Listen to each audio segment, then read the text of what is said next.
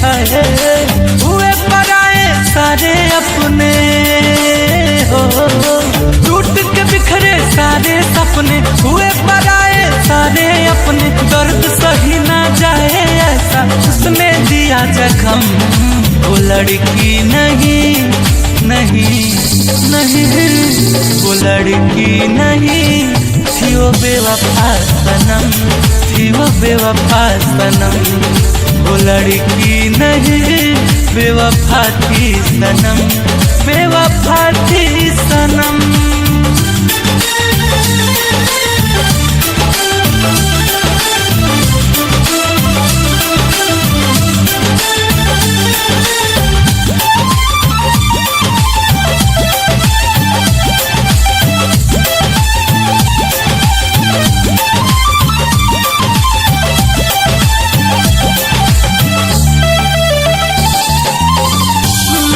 गई मेरी सारी खुशियाँ, खुश है लुटने वाले। लुट गई मेरी सारी खुशियाँ, खुश है लुटने वाले। ना जाने क्यों रूठ गए वो जो न थे रूठने वाले। बोझ लगे हर लम्हा लम्हा ऐसे हुए हम तन्हा तन्हा, बोझ लगे हर लम्हा लम्हा ऐसे हुए हम तन्हा तन्हा। झूठे थे सब उनके वादे, झूठे थे कसम। लड़की नहीं नहीं नहीं, वो लड़की नहीं थी, वो बेवफा सनम थी, वो बेवफा सनम।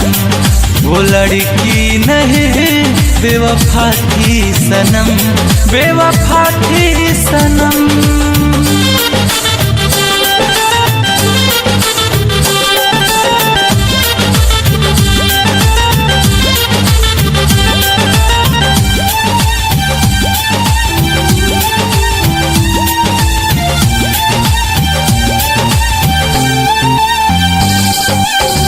जिसको दिल से हमने चाहा, दिल मेरा उसने तोड़ा। जिसको दिल से हमने चाहा, दिल मेरा उसने तोड़ा। मुझको मोहब्बत करना सिखा कर मोह क्यों हमसे मोड़ा। ऐसा सितम जो तुमने किया है, गुंजन मोहित को गम जो दिया है।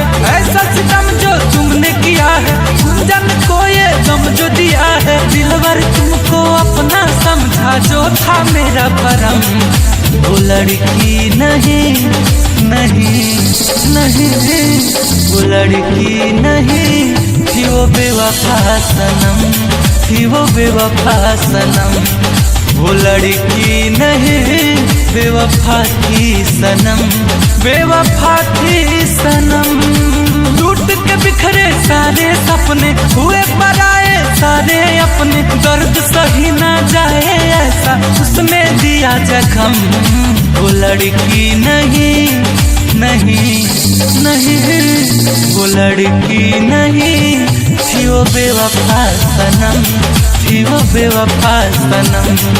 वो लड़की नहीं बेवफा थी सनम, बेवफा थी सनम।